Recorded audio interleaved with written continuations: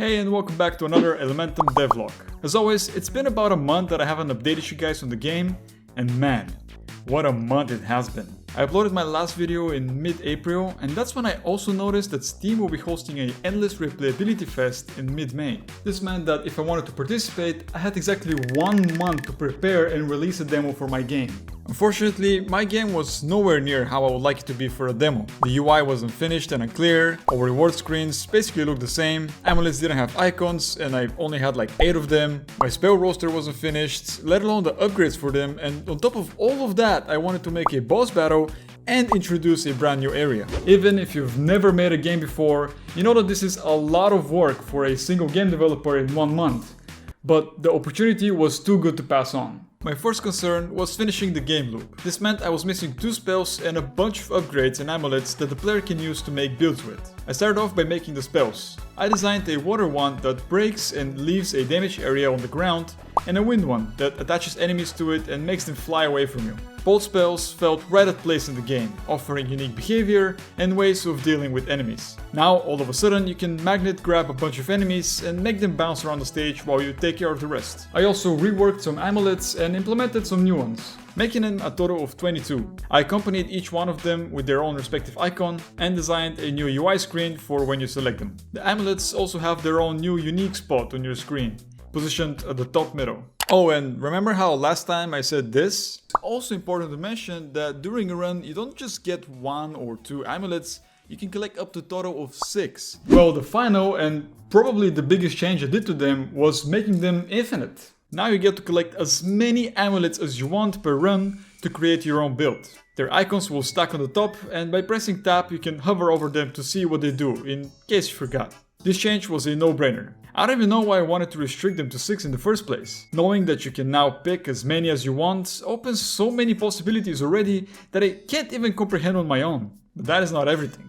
I also made the spells upgrades infinite. They can now stack, so let's say you give your fuse a speed bonus, you can do that as much as you want through a run until your fuse travels at the speed of light. Of course, not all upgrades can stack, but the stacking ones combined with the amulets bring Elementum to the exact level of chaos that I always wanted it to be. So I'm really happy with these changes. Having infinite possibilities in your game is scary, but also kind of exciting. Elementum at its core is a game that you can pick up and try to break by creating the most insane build that you can imagine. I aim to add many more amulets and upgrades, so the pool of possibilities will only increase and hopefully so will the fun. Next on the menu was some UI touch-up. Elementum is a game that contains a lot of keywords, and I wanted to communicate them as good as possible. My idea was to give all UI elements tooltips, so that the player can look around and get familiar with what they are. Then, in the upgrades and amulet texts, I put those same icons with the hopes that this will help players make the connection between each one. I personally really like this show don't tell approach,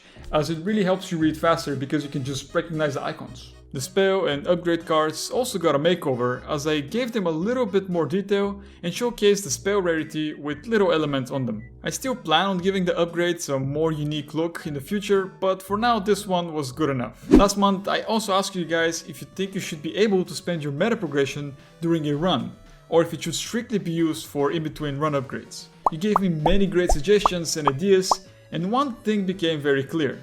You should not be forced to use your meta progression resource during a run. Furthermore, the suggestion from this person is what I ended up going with, as he suggests a flat reroll like in Teamfight Tactics. This feature was very cheap to make and fit right in, as now you get a set amount of rerolls per run and can use them to look for that one amulet you need to finish your build. Alright, with these changes done, I was actually quite ahead on schedule, so I decided to spend a day or two on a part of my game that really needed some love. The characters. The current characters don't differentiate from each other that much, as they all have a dash, stat adjustment and a default spell.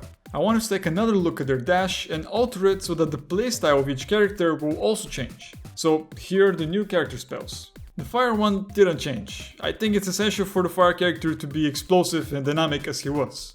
For wind, I made him knock everybody around him and gain a burst of movement speed, allowing players to reposition in tight situations. For water, I made a spell that allows you to turn into a puddle and avoid all damage while in that form, but you can't attack and are slowed down, so it has a bit of a downside. For earth, well, I didn't want to include the full roster for the demo since that would give away a lot from the game already, so I want to keep this one behind doors for now and reveal it down the line. These changes made for each character feel fresh and different, and I already noticed that my playtesters started picking their favorites and sticking with them, as those fit their playstyle the most. Alright, now let's get back to that list that I mentioned at the start.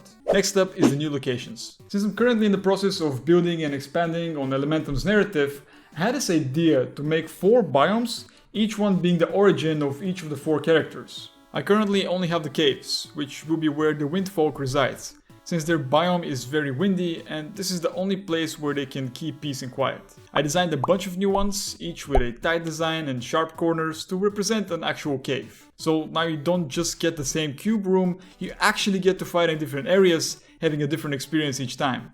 The next biome I want to introduce is the forest. It is obviously where the Earthfolk lives, as the nature in this area is booming and the stages are wide and open in comparison to the tight designs of the caves. I also created these destructibles and populated each stage with them. They come in the shapes of trees, grass and barrels for now, but I got a lot more planned in store. I find it really fun to destroy them and they make the combat feel very dynamic, as you can use them as cover from enemy attacks or as a bounce opportunity for your bouncing spells. And finally, we're down to the final week. All I planned for this week was to make a boss battle to be placed in between the new 2 biomes.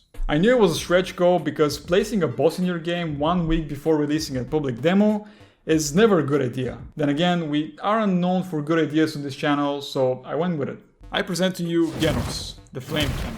He's a master flame mage who shoots massive fireballs, jumps high in the air for a slam attack, and spawns fire mages for assistance. Working on Genos was really fun, aside from the fact that I had to make a whole new system for bosses, as I never really had one in Elementum, but coming up with unhinged spells and putting them in the game was very fun, as the game finally had a challenging enemy with multiple attacks. I'm very excited for you guys to give it a try.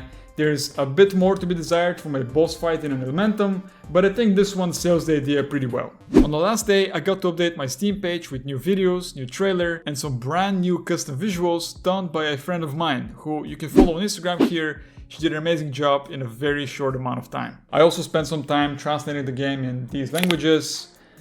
I heard somewhere that it helps. I don't know if it does, but I did it anyways. With that last change done, I was finally ready to publish the Elementum demo to the world and let everybody give it a try. It is available right now and it will stay for a while, so please, if you have some time, give it a try and let me know what you think. I also have made a Discord server for you guys to join where you can talk about Elementum and game development in general. I will also be posting frequent clips from the development of the game in there, so you will always know what's coming up. As always, if you want to support me in any way, best way to do it is to wishlist the game on Steam and subscribe to my channel. Now I'm gonna go ahead and have a little break playing Hades 2 and then be right back to developing Elementum because there's a lot that I want to do. Thanks so much for watching and I'll see you next time.